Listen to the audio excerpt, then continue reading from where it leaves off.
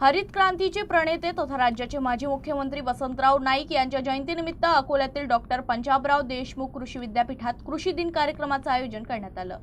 विस्तार शिक्षण संचालनालयाच्या वतीने आयोजित या कार्यक्रमात शाश्वत ग्रामविकास, शेती विकास आणि पर्यावरण संवर्धनाचा संदेश देण्यात आला। डॉक्टर पंजाबराव देशमुख कृषी विद्यापीठाच्या कृषी महाविद्यालयाच्या समिती सभागृहात हा कार्यक्रम कुलगुरू डॉक्टर शरद गडाख यांच्या अध्यक्षतेखाली पार पडला।